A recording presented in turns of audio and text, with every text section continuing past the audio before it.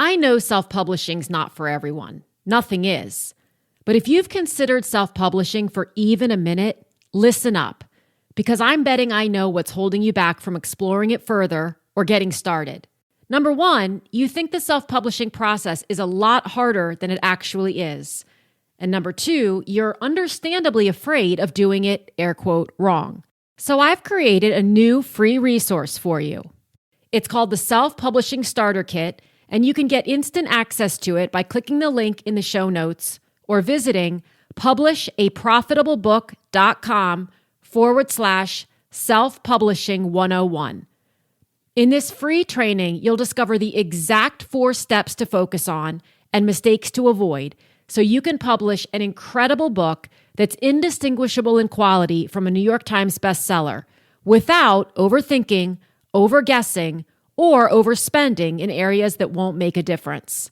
Again, visit publishaprofitablebook.com/self-publishing 101 to get instant access.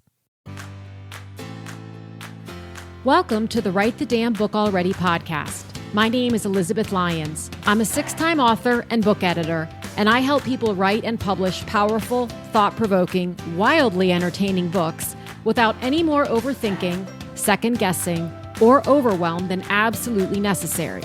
Because let's face it, some overthinking, second-guessing, and overwhelm is going to come with the territory if you're anything like me. I believe that story and shared perspective are 2 of the most potent ways we connect with one another, and that your story, perspective, and insights are destined to become someone else's favorite resource or pastime. For more book writing and publishing tips and solutions, and plenty of free and low-cost resources, visit publishaprofitablebook.com. And for recommendations of fabulous books you've possibly never heard of, book writing inspiration, and the occasional meme so relatable you'll wonder if it was created with you in mind, follow me on Instagram at Elizabeth Lyons Author. Hi, everybody. Well, today was super fun. And the conclusion I have drawn is if you want to be a guest on this podcast or on any podcast, the shortest distance to get there in most cases is not hiring an expensive publicist. It is just sending me a personal email.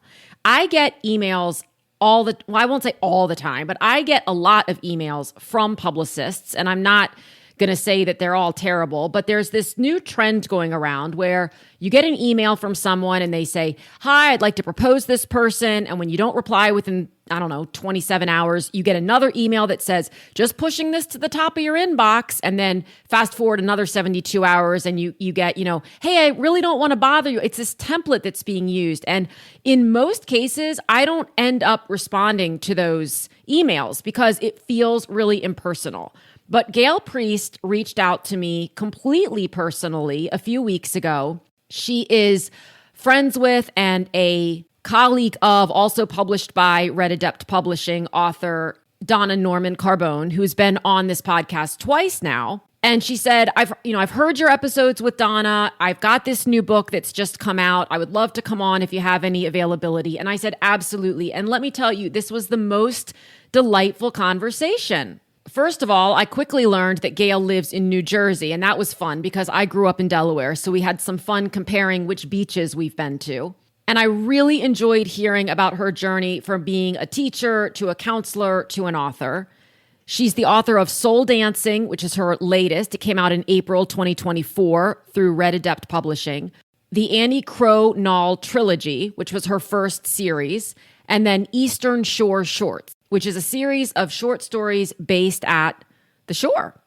Before we hop in, I, of course, have to mention my book rec of the week, which is a book from an author I interviewed just a couple of episodes ago, Ava Delira. The book's title is Exposure.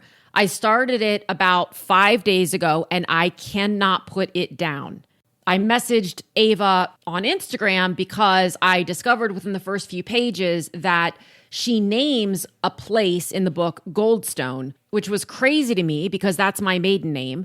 And I see the name Goldstein a lot, but I rarely, really rarely see Goldstone. And I was so curious about how she came upon that name. So I had to message her and find out. I thought, oh my God, are we related? Like, this would be incredible. I don't think we are, but the book is magnificent. So if you are looking for an unput downable for this weekend, grab a copy of Exposure by Ava Delira. I will put a link in the show notes below.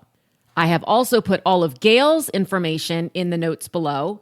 Links to her book, links to her on social media, links to her everywhere so that you can find her and be as delighted with her as I am. And now let's get on with the conversation. This is your third book, right? Soul Dancing. This is actually my fifth book. Is it really? Yes. So tell me about the first two, because I feel like they're not mentioned. Well, there's a trilogy, the Annie Crow-Knoll trilogy. Okay. That's a trilogy. And that all takes place on the Eastern Shore of Maryland, where we had our cottage. And we rented a cottage in a community of cottages. And that's the setting for the whole thing. And the main character, Annie, it goes through her life from when she's young until she's a grandmother and all the people in her life. And then I have a collection of short stories called Eastern Shore Shorts. And that was published by Cat and Mouse Press, which is in Delaware. Oh, no kidding. Huh. Yeah. And they love the Annie Crow-Knoll trilogy. So they asked me to do short stories because that's what they specialize in. Okay. And they thought it would be a good choice for their market. And it did well. And I loved it. I had so much fun writing these short stories. So each story takes place in a different Eastern Shore town. Oh, so all the towns, right? The towns really got into that. Okay. And then the unique thing I did was at the end, I tie them all up. All the characters from all the stories are somehow related to the people in the last story, which is a wedding. Did you know you were going to do that? No, I didn't. But my husband recommended it. My husband's wonderful. And he suggested it. And I said, okay, I love that. It made it harder. I had to really make sure everything lined up. Who was going to show up. That's a great point. Mm-hmm. So how do you, first of all, you had a career as a counselor, correct? Well, I did education. Okay. I guess 3 of those years or 4 of those years, I was a guidance counselor. Otherwise, I've been in the classroom. Okay. Yes. And then I've also been an actor and a director and a playwright. So my whole life has been spent in the theater. No kidding. Yes. So when did the very first book come out? Was it the trilogy? It was a trilogy that came first. Okay. Yes. And that first book was 2012. Okay. All right. So what made you think I want to do this book writing thing now? Had you always felt that way or? No, I really spent my life in the theater, and I was at Williamstown Theater Festival, and everyone after hours was writing and creating and producing. And I thought, well, that's kind of fun. So I wrote my first play, which is Ava's Piano. I wrote the first act while I was there. Then I finished it. And I submitted to the Dayton Playhouse because they had a new playwright festival at, what do they call it? Future Fest 2000. So this is 24 years ago. Okay. So I submitted it. And don't tell me that the year 2000 was 24. That just threw me. That's like when people say, it was back in the 80s as though it was the 1800s, but it really feels like it. Continue. Mm-hmm. But 24 years ago. Right. So they flew me out. It was a finalist. I got to see a full production of it. They took care of me, gave me a hotel room. I mean, I felt like I had hit the lottery. It was wonderful. Wow. And then I wrote another play called A Thing with Feathers, which I'm actually considering writing into a novel because, well, again, my husband said, you should make that into a novel. That's his favorite. So anyway, I'm writing all these plays, and I had a third play that never left the drawer. It just didn't pan out. And then we started renting this cottage down in Maryland. And all of a sudden, the first novel started coming to me. And I thought, well, I guess I'm going to write a novel now. But see, theater had prepared me to write. As an actor, you understand character background, you understand dialogue. And dialogue is the easiest thing for me to write. Okay. I have to work on the other stuff. Okay. And I also feel like teaching theater and playwriting really prepared me to understand plot development. And now you have to have kind of a first act, second act, third act. And that's what you do with a novel. So I felt like that was my training. I mean, I have an undergrad degree in theater and I was certified in English. And then I have a grad degree in counseling psychology. So I had to do a lot of writing for all those things. So I've been writing all the time, but novels started, around 2001 or two. Okay. It took me about 10 years to get that book done, edited, and out in the world. That first one. Yeah. Had to find a publisher. And actually, the first two books were one very long book. Okay. And I hired an editor because what am I doing? I don't even know what I'm doing. So this wonderful editor said to me, it's too long. You've got to cut a lot. You can't have your first novel over 100,000 words. Well, there's some debut novels that do that, but I listened to her. But then the more I thought about it, I thought, well, I have two stories. I have Annie's story and then I have her son's story. And she's still very involved in the plot, but it's really about him and his wife. Okay. And then I had this idea for the granddaughters, that they were world-class cyclists and they get injured in the beginning of the novel in a bombing, domestic terrorism situation. Yes, very different. It's very different in the beginning. But they all go back to Annie Knoll, where their grandmother lives, to heal and process and figure out how they can put their lives back together. And one's psychologically scarred, the other one's physically scarred. She's not going to be able to cycle. And her younger sister, who's also adopted, really struggles because she feels like she can't cycle without her sister. So she has to work through all that. Plus, they have to work through the men that love them, that they don't feel lovable anymore. They have to work through all that too. And Annie is the crone. She's the grandmother now, and she helps them. But she also has problems in the third book. Her ex-husband shows up. Oh, well, that's always a treat. That's the other thing that great editor told me. I had killed him off in the first book way back. And she said, don't kill off Drew. Have them divorce, because there's just too much death.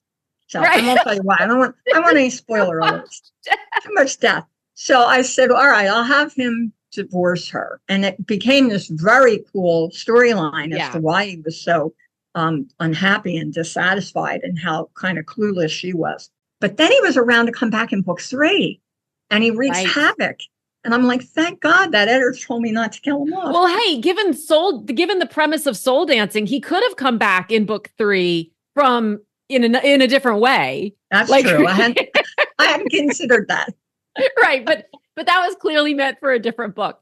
Yeah. So, okay, I've got 2 questions. The first is related to what you just said, which it feels like there's a common thread, but tell me if I'm off, of sort of, for lack of a better word, like rehashing your life or kind of seeing it from another angle. Is that something that's really fascinating to you? Like looking back at what things were maybe through another perspective, or? Definitely. Okay. Definitely. And I think that the counseling background really focuses on that. And I had a lot of studies relating to family therapy. So I really love families. I love how intricate they are and dysfunctional. Everybody, a little bit or a whole lot. Yep. And there has to be a lot of processing of the past in order to be able to forgive and have second chances. So all of my books have that. Okay. Even though the last one is very different with the paranormal twist. Yes. But it still is about a family and a marriage and forgiveness and redemption and trying to move forward. Yeah. So what made you think to go paranormal? It was a surprise to me. It was. I never considered this in my life because I don't see myself as a paranormal writer. But I got this crazy idea.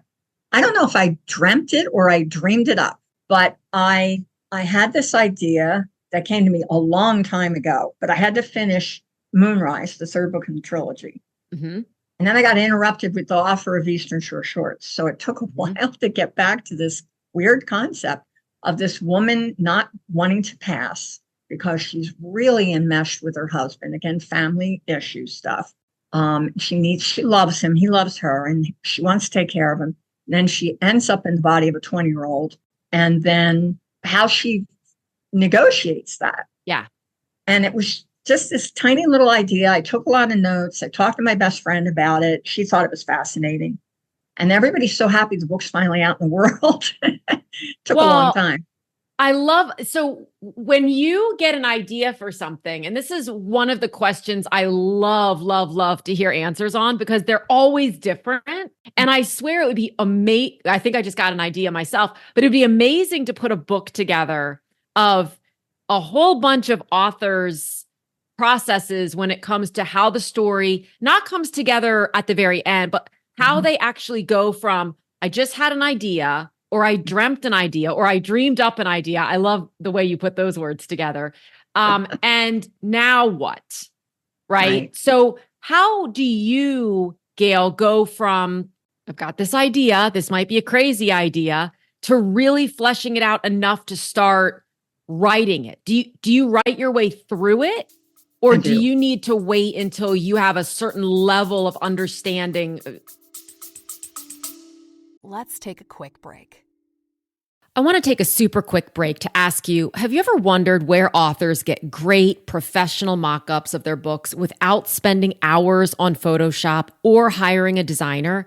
In less than 10 seconds, Mockup Shots puts your book into over 1,200 amazing settings. And now, for a limited time, they are including their exclusive video mockup system. Mockup Shots is what I've used for years to create 3D mockups of my own book covers and my author's book covers, as well as professional attention-grabbing images that are great for social media. No technical know-how required. Mockup Shots usually costs over $200, but I have a special offer for you. It's faster, has more features, more images, and is getting better every day. They're celebrating this new and improved Mockup Shots by offering a 60% discount on lifetime access with lifetime updates. It's a great way to get an unheard of price on a product that will get eyes on your book, increased sales, and that you will end up using all the time. You can get this limited time offer with the link in the show notes. And now back to regularly scheduled programming. I'm better off not knowing too much. Okay. And I've tried outlining in order to speed up my writing, and it kills my creativity. So I tend to just start writing a scene, like I'm writing a movie or a play. I see a scene, I see the characters, they talk to me. They really tell me what's going on. Sometimes I'm not happy with what they tell me, but I have to go with it. And I write down what they're saying. So I write scenes that are all disconnected, and then I have to start putting it all together and figure out, how do I put this into a plot, and where's the arc, and where's the, what's the beginning crisis, and what is the climax and the resolution. So I have to allow that to evolve. And I got a little stuck when I finished writing Eastern Shore Shorts and came back to soul dancing. I was like, oh my gosh, I've been able to work on this for a year. Where am I? So I had taken this, I belong to South Georgia Writers Group, and they have some really great courses. And they had a weekend day thing for outlining. And I said, well, I really don't want to outline, but I'll go. Let me see what happens. Well, this fabulous woman told us, outlining works for some people, but other people are, too right brain, and it screws them up. And so you could do a mind map. I thought, wow. So she handed out these big pieces of paper with colored markers. And I started writing circles and lines and character names and what was happening and, main ideas and what came off of that idea and how did this happen. And that's how I found out that Cam had a brother, Chase, was that mind map. Okay. And that's how I figured out whose body Shirlene was going to be taking over and what was the situation. Yeah. And I didn't know that yet. So I like that. That process really helps me. And I love talking about the outlining process because for me, I think I love the idea of an outline because my brain feels like what a mind map looks like before it is organized. Right. So just everything everywhere all at once. And so I feel in my brain like, oh, an outline would be good for me because it would help me sort of make things linear, make things make sense. On the flip side, it also makes me feel restricted, specifically in fiction. So up to now, I've written all nonfiction, for which outlines are great for me. Sure. Doesn't work for everybody, but it's great because then I can really organize exactly what I want to say because I know it's fact. I know what I want to say. But for fiction, it's completely different. And I think I fear the mind map because it's that blank page thing. So do you use different colors when you're creating the mind map to kind of say, this is all this one character or this one story? How do you do that? Yeah, I tend to use colors. I really like them. And I will play around with one color for a particular character and what's happening to them, when it happens. And it might be all over the map, but that color will be Charlene. And then another color will be Stan, that kind of thing. Okay. So that helps me. Plus, I'm really not trying to organize it yet. I'm exploring it when I'm doing this. Yes. The organization comes later. And sometimes it's note cards. Sometimes it's stickies that I put on the door and I rearrange them. Yeah. I have a client, Allie Hill, who just wrote The Girlfriend's Guide to Empty Nesting. And she, on her wall, it's not a wall, it's like a door, it's a window, basically, a very tall window. She had all the sticky notes. I mean, I would just laugh with her, not at her, but I swear her favorite pastime was ordering new colors of sticky notes and new marker packs. That was just the best. And so she would have all the sticky notes organized, and it was nonfiction, but according to topic. And then she would move them all around, and it was a whole big exercise. And sometimes I think that was far more fun. Well, I know it was, than the actual writing of it. But I think this is a piece that they don't teach. It's a very experiential part of writing because we can be told or taught, hey, we get to the story, even if it's memoir and nonfiction, we get to the point through writing, but we don't believe it till we do it sometimes, I think. I'm sure there are exceptions to that. No, I agree. I don't know. Sometimes I'll be reading something I wrote that I haven't looked at for a while, and I don't remember writing it. I'm like a channel for the creative spirit, and I just take notes. And I love that. Ends up going somewhere. Yeah. Well, I always say, let it come through you, right? If we can see ourselves as sort of a vessel through which a message comes, whether it's a message, a story, a lesson, an insight, it lets us remove the ego that I believe sometimes blocks, because then the ego goes, I'm not saying this right, or I shouldn't be saying this, or this isn't, without realizing, first of all, that it's a draft and what we're writing that we feel compelled to write on a Tuesday at 11:37 a.m. can absolutely be removed later, right? And so we just stop. And maybe when I say we, maybe I am just speaking of myself and trying to make myself feel better that there are others who do this. But I just stop, and it doesn't. What do you write every day?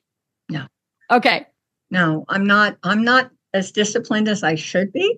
Yeah, me. But when either. we were renting the cottage for 17 summers, I wrote a ton because I was down there on this beautiful waterfront property, and my husband was working a job, and I had the summer off because I was teaching. So I would go down and be by myself, and I got up every morning, and the first thing I did was maybe a little yoga or a little stretch or a little walk, and then I'd start writing. And I didn't come out of my cottage till about 3 p.m. And my neighbors would laugh because we had a communal dock. Yeah. And a beach that we all shared. And they would be like, okay, it's almost sunset. Gail's finally showing up. They had no idea what I was doing. What is she doing all day in that cottage? But that's what I would do. And I loved it. It really supported my work. But, we don't have the cottage, and I have to force myself to come in my office and get to work. And right now I'm not writing because I'm so busy marketing. I'm doing everything I can to get this book out into the world so more people find it and read it. That's why I reached out to you. I'm doing that kind of thing. I'm getting in touch with bookstores and libraries, podcasts. Marketing is a huge part of the job. You have to be willing to do it. This It's is not the something fun. I'd love to hear more about your experience with marketing and what you like doing and what you're leaning into doing that you don't, naturally or innately like as much, because there's a big, big misconception that no matter which publisher you go with, whether it's traditional or indie or you do it yourself, well, if you do it yourself, the answer is obvious. But if you go with someone else, that they're really going to help you with marketing. And this isn't to discredit most of the time these days, if you know to ask, they will be very upfront and say, no, like, here's what we will do, but it's usually not a very heavy lift. And here's what, we're going to get you a great book, but then you're going to have to go out there and let people know about it and do Definitely. that for as long as you choose. And I think a lot of authors are naturally a little more introverted. We enjoy the creativity a little bit more than getting out on the street and going, buy my book, buy my book. So I'm so excited to hear you say that you've really gotten into the deep end on that. And so tell me a little bit about that. Well, it helps to be a teacher because I'm used to public speaking. Okay. Although I prefer to be by myself and quiet, I know how to do that. I know how to connect with people. I've always had that since I was a little kid. I could deal with people well and make them feel comfortable. And I have a very empathetic personality, and my students connect with me and so forth. So I just kind of turn that on. And also the actor in me, I turn on the actor when I'm having to pitch something. Yeah. And after querying so many agents and presses, I'm just querying again. I'm querying bookstores and book clubs and libraries. I'm pitching it in an email. Then I follow up with a phone call. And I walked into the Barnes and Noble down near where I teach. It's part of Rowan University. And I hardly got my pitch out of my mouth. And the manager was like, absolutely, we're going to carry your book. And we'll give you a signing in the fall. And I'm like, oh my gosh. Yeah. So, I had to force myself to go in there. It turned out well. Well, and so many times it really is just ask. People think there's a magic formula, and sometimes the magic formula is simply ask. Just ask. It's not that much more complicated than that. How do you, I don't know, manage is the wrong word, but when someone does say no? Well, I don't get a lot of no's, but I get, what do they call it? I'm ghosted. Oh, you get ghosted. They sort of don't get back to me, Right. or they don't respond, or they put me off. That's what happened. I would rather have a no. Agreed. That would be, and then my energy, I don't have to spend my energy there anymore. Right. So I have to call that for myself sometimes. I just have to say, okay, they're obviously not interested. Move on to the next one. Move on. Yeah. What's your favorite type of, we'll call it marketing to do with? I like making up images on Canva. Oh my gosh. Okay. Well, now we're going to be friends. What did any of us do before Canva? I don't know. I don't either. I don't know. And this whole technology end of writing has been a long learning curve for me. And my mentor, who got me started on Facebook and who published Annie Cornwell's Sunrise, she is so proud of me today. I love that. I know she's younger than I am, and she knew how to do all this stuff. And I've embraced it, and I'm doing it, and I'm learning all the time. And I learn how to figure things out. And I get so excited. I'm really using the left brain with this. So it's good for me. But I love the playing around with images and I'm cursing half the time because it doesn't go easily, and you got to fuss with this and fuss with that. But I really do enjoy it. And when I end up with this great image to be able to post or use in my newsletter, I'm like, look at what I made. I made my bookmarks, and they're absolutely adorable. Let's take a quick break. Is starting a podcast on your wish list or your to-do list? If so, check out my podcast starter pack. It's 35% off right now with code PODCAST35. This straightforward, no-fluff guide enables you to start your author podcast in just a few days by providing you with everything you need to get that podcast launched without overwhelm or overthinking. This mini course covers effective episode planning strategies for newbies and experienced interviewers alike, exactly what recording equipment you need. You'll get the links to all of the equipment I use, surefire and slightly unorthodox tips for finding and approaching potential guests, 5 creative ways to keep your podcast interesting, my simple podcast editing tips, no outsourcing required, and creative ways to monetize your podcast even when you have an audience of 3. You'll also get my podcast intro and outro templates, email templates for guests, show notes templates, customizable show graphics, and my printable podcast planner. Again, the code for 35% off is podcast35. Visit publishaprofitablebook.com/podcast101 to get started. Link is also in the episode notes. And now back to the episode. They're so It's cute. incredible. I mean, how, and once you learn how to do a thing, like I have a folder now in Instagram where I save Instagram lessons, if you will, that different creators put up there, how to do this kind of a reel, how to create this kind of an image with these funky things that fly in and are transparent, right? And I have to go back and watch. I mean, they're getting a lot of views off me because I have to go back and rewatch it about 47 times before I can take step 1 of the thing. But once you learn how to do it, it's fairly easily replicatable. And anyway, it's you can replicate it. Yes, So I love Canva, and it does make it just so much simpler to create graphics and images that you're proud of without having to spend a fortune. Yes. Which I absolutely love. I think for a lot of people too, the cold outreach, especially to bookstores, to podcast hosts, is really daunting. It is. And I like what you said about you just put on your actor persona. Like be the person for in that moment who can do that with some level of confidence. It doesn't have to be full confidence, but something. Right.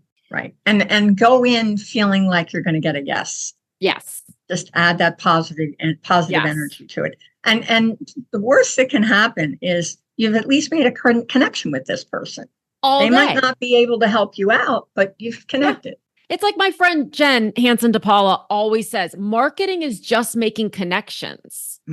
It's not anything more or less, that's all it is. It's just talking to people. And I think most authors I speak with, certainly not every author on the planet, but when they have an event and a few people show up and they get to meet and have that interaction, there's nothing better than that, whether it's 3 people or 300 people. And so even though we say, I'm introverted, I don't like going out. I mean, listen, I would prefer never to leave my house if I didn't have to. But when I do, and I connect, right? It's like when I connect with someone in a line at a grocery store or Target or wherever, it's really a joyful thing. I'll probably never see them again.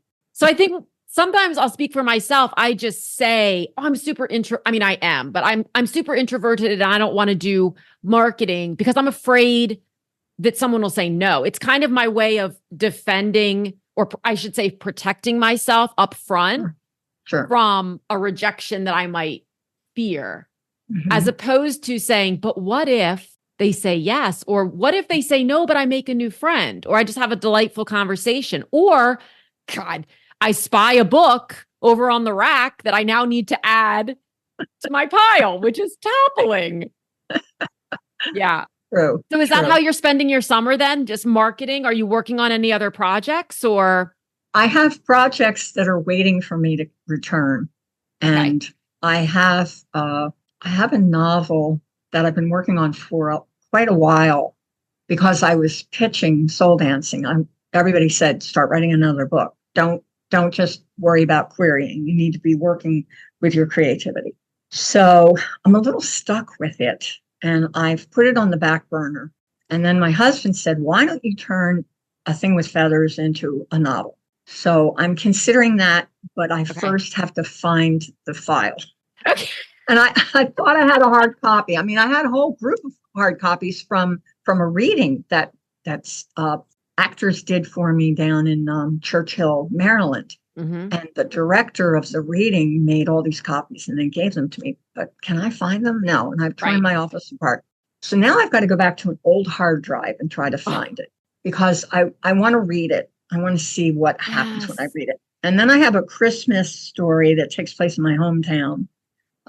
It's called A Collingswood Christmas that I love, and I've never done really anything with it. I used to offer it for people that signed up for my newsletter, but I've never published it.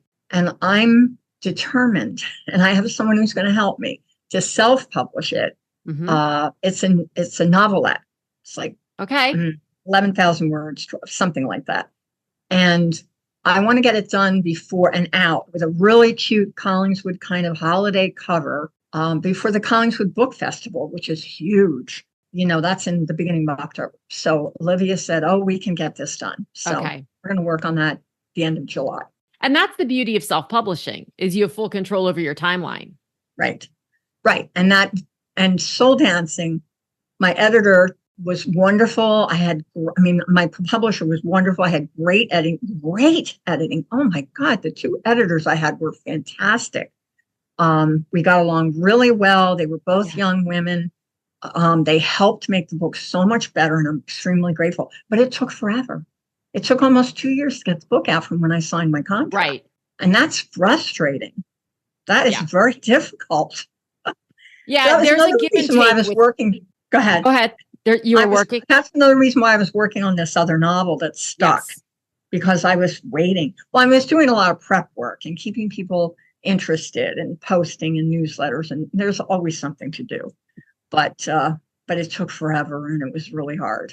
And that's the give and take, I think, which there is with any publishing approach. So it's either time or it's cost or it's quality. Like there's something, and so recognizing what's important to each individual author, whether it's having that team, being able to create the team, having the team given to them, there's a whole long litany of what's important to you with this book. And it can change as you are discovering, right? You can say, listen, I got to get this thing out in 4 months. So I'm going to self-publish as opposed to I'm going to query this and I'm going to wait and we're going to go through edit and we're going to all those sorts of things. Yeah. Yeah. So last question I always ask, and by always, I mean every time I remember, but what are you reading right now? Oh my gosh. I took a break. I can tell you what I read last. Okay. Great. What did you read last? Because I have to look on my phone. I read on my phone, and that's a terrible thing to admit. That's terrible. I have all these great books I've read all these years, and I've saved a lot of the favorites, but I just got to the point where it was easier to read on my phone. I can preview things. I can go back to it. Here we go, library. I can't do it on my phone, but I can do it on my iPad. So yes, whatever that's worth. My husband's always, why aren't you reading on your iPad? I also have a Kindle. This is smaller and it's easier to hold. Yeah, it's true, but it's also smaller. I need my font to be like 65 points for me to be able to read it. Right. Okay, let's see. The last thing I read was A Very Crowded House by Kelly Elizabeth Houston. Okay. And it was a romance of kind of enemies to lovers, which I really enjoyed. And I can't get out of it. Oh, there we go. Come on. I'm almost, you can tell that I'm technically challenged. There we go. Listen, we share this. We share this talent. I really enjoyed the premise, and the guy was, you thought he was a jerk, but he really wasn't, and he had to be put in the right circumstances to show his true colors. And it's sweet. It's about a found family. I love that. Family. Okay. Yeah, that was lovely. And I love historical fiction. I'm trying to see, what was the last one? I have so many books to read. I do too. It's not good. I mean, it's great. I know, nonfiction. I mean, not historical fiction, but women's fiction of Lies and Honey. Oh, you interviewed Donna. Yes. I loved it. It was wonderful.